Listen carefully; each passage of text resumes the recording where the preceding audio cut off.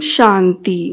8 जुलाई 2023 बाबा के महावाक्य। मीठे बच्चे, प्रतिज्ञा करो, जब तक सतयुगी स्वराज स्थापन नहीं हुआ है तब तक हम सुख की नींद नहीं सोएंगे। पवित्र बनकर सबको पवित्र बनाएंगे। प्रश्न: ड्रामा में कौन सी मौत होना भी जैसे संगम युग की रस्म है? उत्तर: विजयमाला में आने का पुरुषार्थ करने वाले अच्छे अच्छे बच्चे भी आश्चर्यवत सुनंती कथंती फिर भागंती हो जाते, अर्थात मर जाते हैं। ऐसी मौत भी संगम युग के जैसे रस्म बन गई है। श्रीमत पर न चलने से माया हरा देती है। बाप का बनकर हाथ छोड़ा तो गोया मर गया, तकदीर पर लकीर लग जाती है। गीत: दर पर आए हैं कसम लेके। ओम शांति।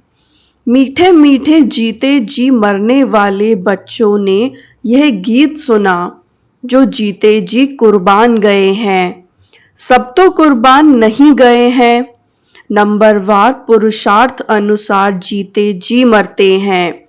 जब कोई गोद में लेते हैं या अडॉप्ट करते हैं तो एक परिवार को छोड़कर दूसरे परिवार का बनते हैं। बच्चे जानते हैं हम आसुरी परिवार से मरकर अभी ईश्वरीय परिवार के बने हैं। ईश्वर ने आकर गोद में लिया है।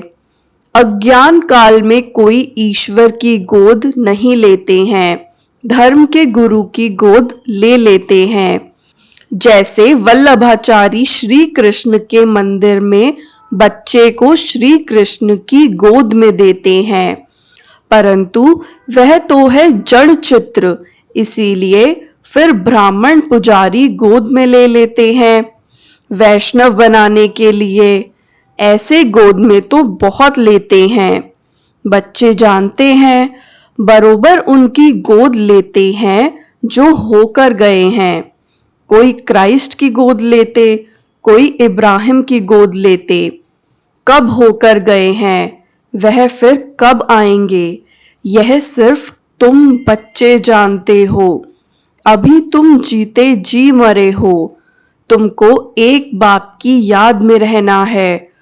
लौकिक बाप के बच्चे गोद में आते हैं, बाप मर जाता है, बाकी बच्चे रह जाते हैं। यहाँ तुम ऐसे बाप की गोद में आए हो जो बाप तुमको इस मृत्यु लोक से अमर लोक में अथवा दुर्गति से सद्गति में ले जाने वाला है। मनुष्य मात्र का सद्गति दाता एक ही है। ऐसे नहीं कि सद्गति सिर्फ तुमको मिलती है। सद्गति तो सबको जरूर मिलती है, परंतु ड्रामा अनुसार किसको सतो प्रधान, किसको सतो, किसको रजो, तमो सद्गति मिलती है। भल तमो में आते हैं तो भी पहले आने से दुख नहीं भोगते।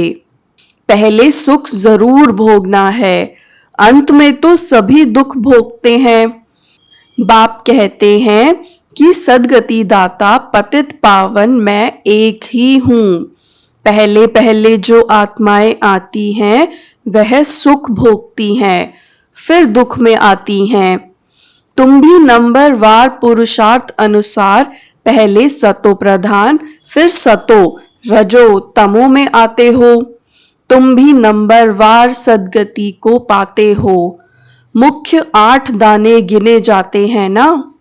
अब तुम सब द्रौपदियां हो, बाप के बने हो तो बाप को कभी छोड़ना नहीं है, परंतु श्रीमत पर याद नहीं करते हैं तो फिर माया हाथ छुड़ा देती है।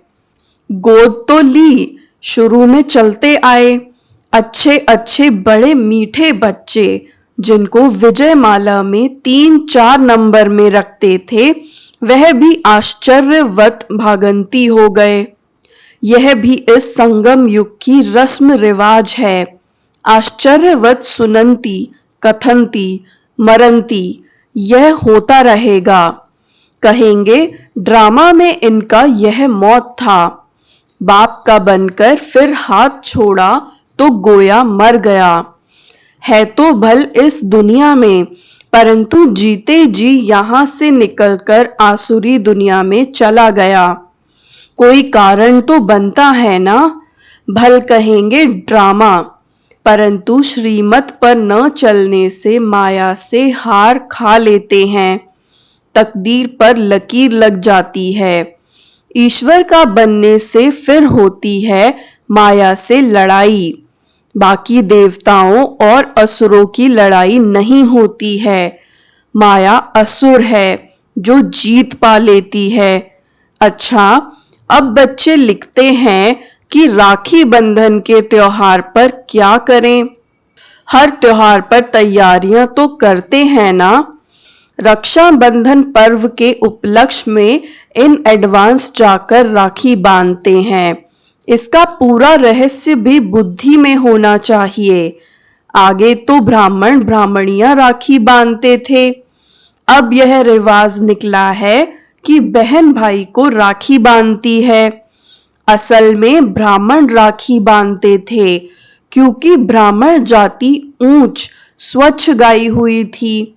ब्राह्मण असुल सन्यासियों से भी ऊंच थे, परंतु ड्रामा अनुसार इस समय सन्यासी ऊंच बन गए हैं।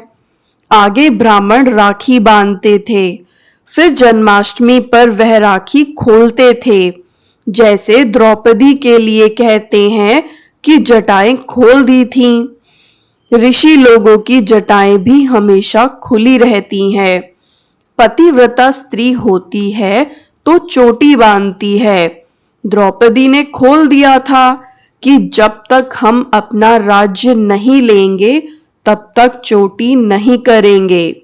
अब तुम बच्चों को सिर्फ अर्थ समझाया जाता है। जब तक हम स्वराज्य नहीं लेंगे तब तक सुख से सोएंगे नहीं। गाते हैं ना, आराम हराम है। अंदर से यह जोश रहता है कि जब तक स्वराज्य नहीं लिया है तब तक सुख कहाँ। सुख तो भविष्य में पाना है। इसके लिए पुरुषार्थ अब करना है। अब तुम जानते हो, रक्षाबंधन अर्थात पवित्र रहने के लिए हम प्रतिज्ञा करते हैं। राखी अर्थात प्रतिज्ञा की बात है। अब यह त्योहार कब से शुरू हुए, क्यों शुरू हुए, कौन निकला जिसने राखी बंधन की राय निकाली। कोई एक राय निकालते हैं, फिर उसका नाम बाला हो जाता है, तो यह पवित्रता की निशानी है। बहन तो हुई कुमारी, कुमारियां बांधती हैं। तुम गृहस्थी को भी जाकर बांधती हो। कुमार तो हैं ही कुमार, बहन भाई को बांधती है। कुमार हो व शादी किया हुआ हो। शादी किया हुआ फिर पवित्र रहे, यह तो बड़ा मुश्किल है। भगवान कहते हैं कि यह अंतिम जन्म पवित्र बनो, तो भी नहीं बनते हैं। तो बहन द्वारा कुमार भाई को राखी बांधनी चाहिए कि प्रतिज्ञा करो, हम कभी विष नहीं पिएंगे। जो है ही विकारी, वह तो कभी विकार को छोड़ेंगे नहीं। भगवान का फरमान भी नहीं मानते हैं, तो यह कुमार कुमारियों की रस्म चली आती है। अब तुम समझते हो कि यह त्योहार भी संगम युग का है। सतयुग में तो है ही सब पवित्र, वहां राखी बांधने की दरकार ही नहीं। ऐसे नहीं कि वह सतयुग से लेकर रिवाज चला आया है। उत्सव बहुत करके संगम युग के हैं। लक्ष्मी नारायण का उत्सव भी अभी मनाते हैं, परंतु उनका महत्व नहीं। श्री कृष्ण जयंती मनाते हैं, परंतु पहले तो श्री कृष्ण को ऐसा किसने बनाया, वह बताओ। बेचारों को मालूम नहीं, यह भी क्लियर कर लिखना है। उत्सव सब हैं इस समय के। सतयुग में ऐसी बात होती नहीं। यह तो द्वापर में कुछ समय बाद फिर शुरू होते हैं। दीपमाला का उत्सव भी सतयुग में नहीं मनाया जाता जैसे यहाँ मनाते हैं। यहाँ मनाने का अर्थ दूसरा है। उत्सव का महत्व कब का है, यह समझने की बात है।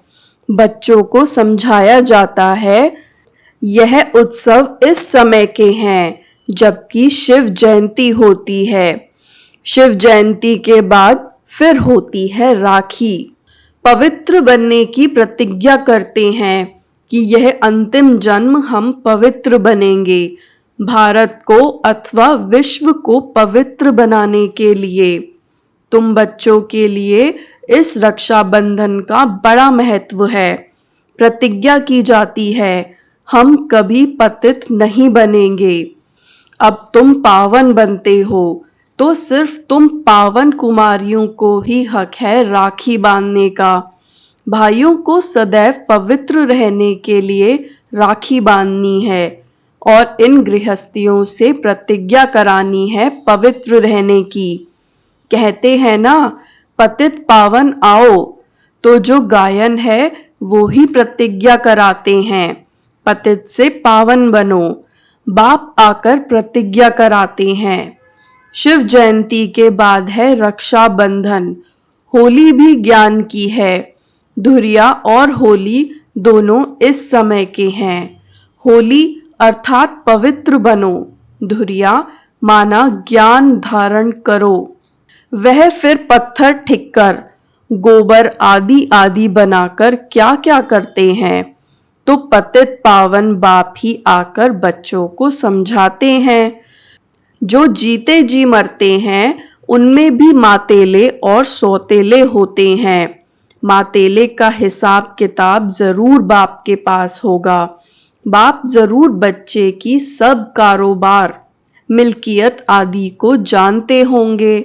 मातेले वह हैं जिनका बाप से पूरा लव रहता है। मातेले भी नंबरवार होते हैं, सौतेले भी नंबरवार हैं। कोई कपूत कोई सपूत तो होते ही हैं। शिव जयंती भी संगम युग पर होती है। संगम को भी टाइम देना चाहिए। जैसे लीप मास कहते हैं, फिर लीप सेंचुरी 100 वर्ष की।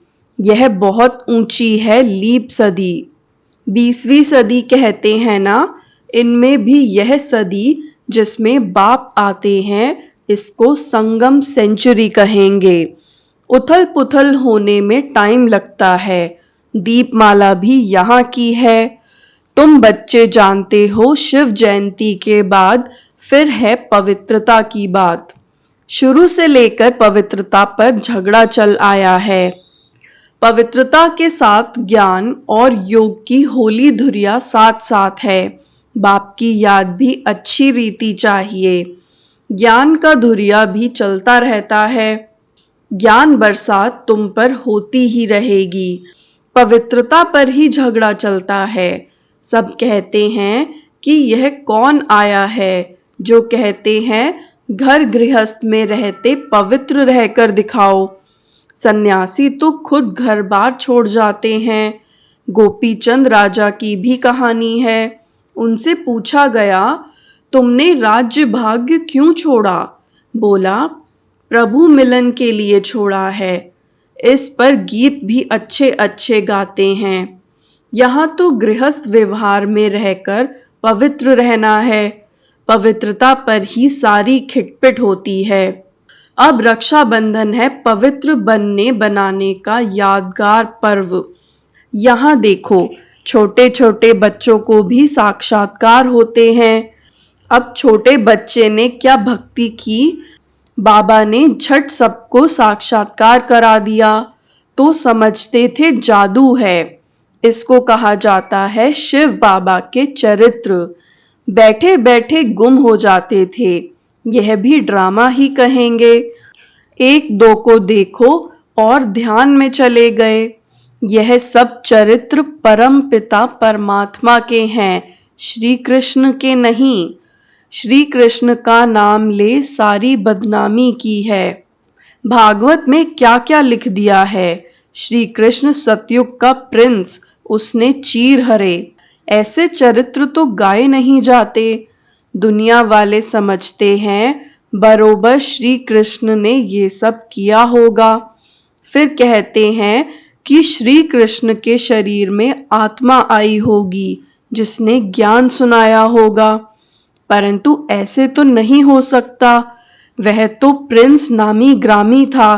फिर रथ दिखाते हैं, रथ में श्री कृष्ण दिखाते हैं। घोड़े गाड़ी पर बैठ पाठशाला चलाई जाती है क्या? यह है राजयोग की पाठशाला। कहाँ उन्होंने युद्ध का मैदान दिखाया है और कहाँ तुम्हारी यह युद्ध। यह है माया पर जीत पाने की युद्ध। तो तुम बच्चों को रक्षाबंधन पर समझाना है। रक्षाबंधन अर्थात पतितों को पावन बनाने के लिए स्वयं परम पिता परमात्मा आए हैं। तुम ब्रह्म कुमारियां हो जो गाई हुई हो। कुमारी वह जो 21 कुल का उद्धार करे। संगम की ही बात है। फिर यह उत्सव सतयुग आदि में नहीं चलता। राखी बंधन के बाद फिर है श्री कृष्ण जयंती, क्योंकि सतयुग में पहला नंबर जन्म है श्री कृष्ण का। उनकी भी राजधानी है। वह इस समय प्रतिज्ञा करते हैं श्री कृष्ण के कुल में जाने के लिए। यह राजयोग है। तुम नर से नारायण बनते हो। लक्ष्मी नारायण के जीवन की कहानी है नहीं। बाप ने समझाया है राधे कृष्ण सो लक्ष्मी नारायण की जीवन कहानी। श्री कृष्ण का जन्मदिन बनाते हैं। अच्छा, नारायण जयंती कहाँ? कारण होगा ना। न समझने कारण सारा खेल ही मुझा दिया है। महत्व सारा यहाँ का है। ऐसे भी मत समझो कि दीपमाला कोई सतयुग से शुरू होती है। सतयुग में तो है ही पवित्र दुनिया। सभी की आत्माएं जगी हुई हैं। उत्सव सब इस समय के हैं। अभी तुम सबकी बायोग्राफी को जानते हो। शिव बाबा स्वयं आकर के बच्चों को कहते हैं कि अब पवित्र बनो। तुम आत्माएं मैली हो गई हो। सन्यासी तो कहते हैं आत्मा निर्लेप है। इसीलिए बहुत लोग कह देते हैं अंडा मछली आदि खाने में कोई हर्जा नहीं है। सबकी अपनी अपनी रस्म रिवाज है ना। आगे काली पर मनुष्यों की बलि चढ़ाते हैं। शिव को तो काला नहीं कहेंगे, ना शंकर को कहेंगे। हाँ, ब्रह्मा और विष्णु के 2 रूप गोरे से काले बनते हैं। यह सब बाप बैठ समझाते हैं।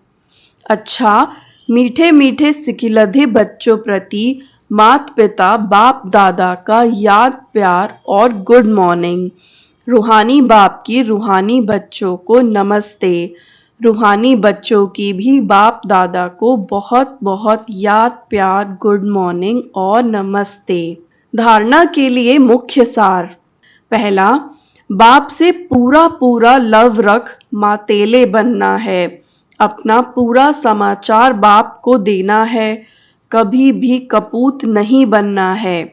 दूसरा, रक्षाबंधन का यथार्थ रहस्य बुद्धि में रख पवित्र जरूर बनना है।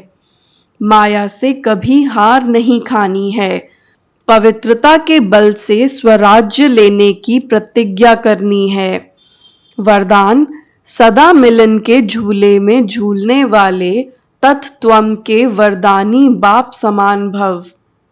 सदा मिलन के झूले में झूलने वाले तत्त्वम के वरदानी बाप समान भव। जैसे बाप दादा आप मालिकों की आज्ञा को मानकर मिलन मनाने के लिए आते हैं, जी हाजिर का पाठ पढ़कर हाजिर हो जाते हैं, ऐसे ही तत्त्वम अमृत वेले से लेकर दिन के समाप्ति तक धर्म और कर्म में बाप समान बनो तो सदा मिलन के झूले में झूलते रहेंगे। इस मिलन के झूले में रहने से प्रकृति और माया दोनों ही आपके झूले को झुलाने वाले दासी बन जाएंगे। सर्व खजाने आपके इस श्रेष्ठ झूले का श्रृंगार बन जाएंगे। स्लोगन, सदा ब्रह्मा बाप की भुजाओं में समाये रहो तो सेफ्टी का अनुभव करेंगे। सदा ब्रह्मा बाप की भुजाओं में समाये रहो तो सेफ्टी का अनुभव करेंगे। ओम शांति।